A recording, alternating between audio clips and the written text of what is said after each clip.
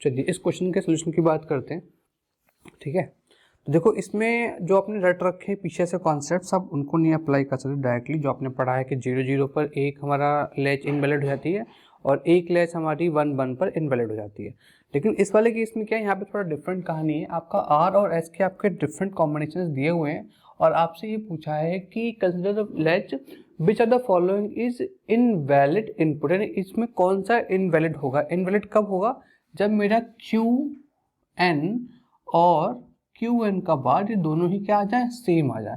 तो बहुत ही सिंपल सा लॉजिक है, हम इसमें इनपुट्स लगा के देख लेते हैं और आउटपुट हम चेक कर लेंगे। अब देखो यहाँ पे ना इक्वेशन निकालने की जरूरत नहीं है।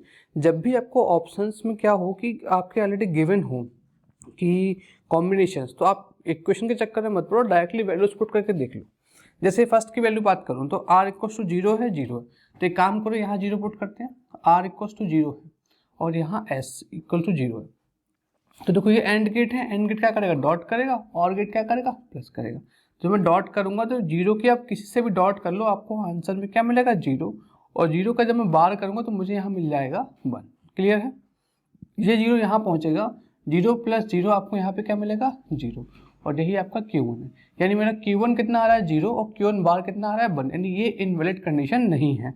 दूसरी कंडीशन चेक कर लेते हैं, 0 और 1 की। तो ये 0 है और यहाँ पे क्या हो गया, 1। जब ये 1 होगा ये 0 होगा, देखो ये हटा देते हैं फिर, ठीक। अब ये 0 है ये 1 है, जब ये 1 है तो मैं एंड गेट का आउटपुट प्रेडिक्ट नहीं कर सकता, इस पर डिपेंड करेगा। तो मैं क्या करूंगा, मैं एक काम करता हूँ, यहाँ पे जब ये 1 है तो उस केस में इसको सॉल्व कर लेते हैं, 0 प्लस 1 एंड देन, ठीक है। अभी मेरा Q1 पहले क्या था, तो जो भी Q1 की स्टेट होगी मुझे यहाँ मिल जाएगी। देखो 1 की मल्टीप्लाई किससे करनी है, 1 की मल्टीप्लाई मुझे करनी है इससे। तो यहाँ पे क्या आ रहा है, यहाँ पे आ रहा है Qn। समझ में आया बात नहीं है भाई, यहाँ पे क्या होगा, डॉट होगा इन दोनों इनपुट्स का। अब ध्यान से देखो, अगर ये 1 है तो जो मुझे आउटपुट मिलेगा वो इस पर डिपेंड करेगा, दूसरे वाले इनपुट पे। अगर ये इनपुट 1 होगा तो 1 मिल जाएगा, 0 होगा तो 0 मिल जाएगा। देखो ये जो Q1 होगा मुझे यहाँ मिलेगा, और यहाँ Q1 का मतलब है यहाँ भी मुझे क्या मिल जाएगा, Q1। और जब ये Q1 मिलेगा तो Q1 पे नॉट लगाएंगे तो Q1 का बार मिल जाएगा, कोई दिक्कत नहीं। ये Q1 जब यहाँ जाएगा तो 0 प्लस Q1, जब भी आप किसी में 0 ऐड करते हो तो जो हमारा दूसरा इनपुट होता है वही रहता है। 0 प्लस Q1 करो तो यहाँ मुझे क्या मिल रहा होगा, Qn, यानी यहाँ Q1 मिल रहा है, यहाँ Q1 का बाहर मिल रहा है। तो ये कंडीशन में हमारी वैलिड है, इनवैलिड नहीं है, ठीक है। आगे बढ़ते हैं। अभी नेक्स्ट कंडीशन क्या है, 1 0, तो मैंने S को कर रखा है क्या, 0, और ये कितना कर दिया है, 1। तो जब ये 0 होगा तो मुझे आउटपुट में यहाँ पे 0 मिलेगा, जो भी सिंप्लीफाइड होता है वहीं से स्टार्टिंग करते हैं। देखो एंड गेट का एक इनपुट 0 है, आउटपुट मुझे मिल गया 0। 0 से नॉट से पास करेंगे यहाँ मुझे क्या मिलेगा, 1। क्लियर है, आ गया। तो जब ये 0 है तो यहाँ क्या पहुँचेगा, 0। ये 0 है ये 1 है, तो मुझे यहाँ आउटपुट में क्या मिलेगा, 1। अब यहाँ भी 1 है और यहाँ भी 1 है, इसका मतलब क्या हुआ, Q1 और Q1 बार कैसे आ गए, सेम। और Q1 और Q1 बार क्या सेम नहीं हो सकते। तो ऑब्वियसली यही मेरा फाइनल आंसर हो जाएगा। कौन सा वाला, ये वाला, यानी कि जब मैं ना R क्या है 1, S क्या है 0, ये मेरा फाइनल आंसर है। इस कंडीशन में मेरी इनवैलिड की कंडीशन बन रही है। आप चाहो तो ये भी चेक क्रॉस चेक कर सकते हो, इसमें मुझे एक आंसर मिल जाएगा। R इक्वल टू 1 है, S इक्वल टू क्या है 0, तो ये 1 1 दोनों है, ये भी 1 है और ये भी 1 है। जब ये 1 होगा तो मुझे यहाँ से क्या मिलेगा, Q1, और Q1 को नॉट से पास करूंगा तो मुझे क्या मिल जाएगा, Q1 का बार, ठीक है। अभी Q1 यहाँ पहुंचेगा तो 1 प्लस Q1 मुझे यहाँ पे क्या मिल जाएगा, Qn। तो ऑब्वियस सी बात है यहाँ पे मुझे क्या है, वैलिड कंडीशन मिल रही है। तो बाकी तीनों कंडीशन से मुझे क्या है, वैलिड कंडीशन मिल रही है। बस एक ही कंडीशन ऐसी थी, जब R इक्वल टू 1 था, S इक्वल टू 0 था, तब ये दोनों ही आउटपुट कैसे हो गए थे, सेम। और सेम होने की वजह से मुझे यहाँ पे ये कंडीशन इनवैलिड हो जाती है, ठीक है। क्योंकि Q1 और Q1 बार एक दूसरे क्या होना चाहिए, कॉम्प्लीमेंट होना चाहिए। अगर एक 0 है दूसरा क्या होना चाहिए, 1, और एक 1 है दूसरा क्या होना चाहिए, 0। सिंपल सा लॉजिक है, कोई डिफरेंस नहीं। तो उम्मीद है वो क्वेश्चन समझ में आ गया होगा।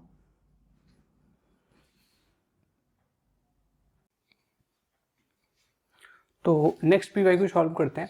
इसमें बोल रहा है कि consider the digital circuit shown value where C is always 1 या C इज ऑलवेज हाई, ठीक है। अभी कह रहा है कि ड्रॉ द ट्रुथ टेबल। अब हमें इस Z के लिए ट्रुथ टेबल ड्रॉ करनी है। क्वेश्चन में उन्होंने ट्रुथ टेबल को वर्टिकली पूछा था, तो उसको हम बाद में डिस्कस करेंगे, पहले हम ट्रुथ टेबल को ड्रॉ करते हैं। देखो अब सर्किट में आपने जब देखा तो आपको एक चीज समझ में आ गई कि सी हाई है, यानी सी की वैल्यू क्या है 1। अब ध्यान रखो, जब भी आपका एक इनपुट एक्स और गेट का 1 होता है तो आउटपुट में आपको दूसरे इनपुट का बार मिलता है, यानी यहाँ से आपको मिल रहा होगा बी बार। अब ये लाइन मैंने कहाँ से लिखी, मैंने आपने पूरा प्लेलिस्ट अगर आपने देखी समझ में आ गया होगा, नहीं आया है तो आप समझ सकते हो। देखो ये क्या करता है, ये प्लस एक्स और का काम करता है, यानी कि अगर मैं इन दोनों गेट्स की बात करूं, इन दो इस गेट के लिए ये दो इनपुट हैं, एक है 1 है और दूसरा क्या है बी है। तो मेरा जो एक्स और गेट का फॉर्मूला होता है A B bar plus A bar B, ठीक है। अब ए बार कितना हो जाएगा 0, तो ये टर्म तो खत्म हो जाएगी, सिर्फ और सिर्फ क्या बचेगा बी बार बचेगा। तो यहाँ का जो आउटपुट होगा वो बी बार होगा। अब ये बी बार मेरा यहाँ पहुँच रहा होगा, ठीक है। और एक इनपुट क्या है, ये एंड गेट है, तो and gate A dot B यहाँ से दे रहा होगा, ए डॉट बी यहाँ से मिल रहा है और बी बार यहाँ से, और ये क्या कर रहा होगा जेड, यानी जेड इक्वल्स टू मेरा इक्वेशन बन गई है A dot B plus B bar. तो आप यहाँ से डायरेक्टली समझ सकते हो A dot B plus B bar, ठीक है। अब करना क्या है, मैं कुछ नहीं, ए बी और जेड में टोटल ड्रॉ कर लो, ए बी और जेड, क्योंकि ये तो सी पर डिपेंड ही नहीं करेगा। तो कॉम्बिनेशन क्या क्या पॉसिबल हो सकते हैं, देखो 0 0 1 1 0 1 0 1। अब ध्यान से देखो, ये जो मेरा बी बार है, अगर मेरा बी 0 होगा, अगर मेरा बी 0 होगा तो इसकी वैल्यू क्या हो जाएगी 1, यानी जहाँ जहाँ पे 0 है वहाँ पर तो जेड मुझे 1 ही मिलेगा, इसमें तो कोई डाउट है नहीं, क्योंकि ये क्या कर रहा है प्लस करने का काम कर रहा है। तो यहाँ तो मुझे ऑलरेडी 1 मिल गया। अब देख लो ए डॉट बी कब कब 1 बन सकता है, तो ए डॉट बी कहाँ का 1 बन सकता है, यहाँ 1 बनेगा नहीं, यहाँ 1 बनेगा नहीं, यहाँ 1 बनेगा नहीं, यहाँ 1 बनेगा, तो यहाँ से मुझे यहाँ एक 1 मिल जाएगा और ये हो गया 0। ये डायरेक्टली मैंने लिख के आपको समझा दिया। और इस लेवल की अंडरस्टैंडिंग के लिए आपको क्या करना पड़ेगा, पूरी प्लेलिस्ट कंप्लीटली देखनी पड़ेगी, जैसे मैंने पूरा करा रखा है। करना कुछ नहीं है, सबसे पहले आप देख लो ये मेरा क्या है और गेट क्या करता है प्लस करता है, तो प्लस करने के लिए मुझे बी बार को ए डॉट बी के साथ में सॉल्व करना है।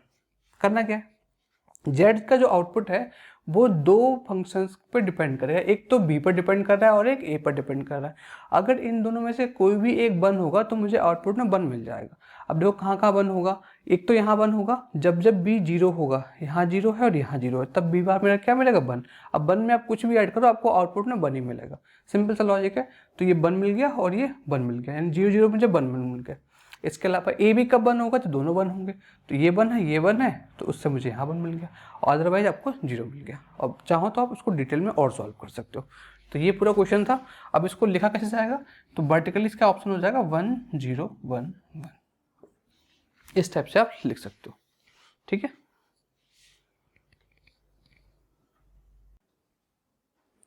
चलिए इस क्वेश्चन को सॉल्व करते हैं। बहुत ही इंटरेस्टिंग, काफ़ी लेंथी क्वेश्चन है, लेकिन अगर आपने मेरी वीडियोस को पीछे देखा है तो मैंने आपको समझा रखा है कि कुछ हमारे पर्टिकुलर गेट्स हैं, अगर आप उनके यूनिक आउटपुट्स को याद रखोगे तो आपका क्वेश्चन बहुत जल्दी सॉल्व हो जाएगा।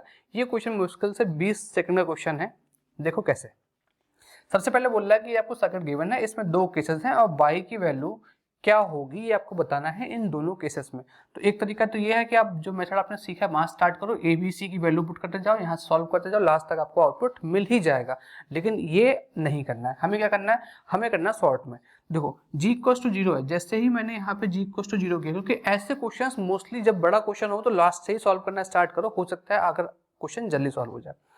तो देखो जी इक्वल्स टू 0 होने का मतलब क्या है, ये है मेरा नैंड गेट। नैंड गेट क्या करता है, 2 का डॉट करता है और मल्टीप्लाई करता है। जब 0 को मैं किसी से डॉट करूंगा तो मुझे 0 मिल जाएगा, उसका बार करूंगा तो मुझे मिलेगा 1, यानी कि मेरा आउटपुट हो गया 1। इधर से कुछ भी आ रहा हो फर्क ही नहीं पड़ता, अगर नैंड गेट का एक इनपुट 0 है तो आउटपुट मुझे 1 मिलता है। ये मैंने आपको बहुत बार समझाया है।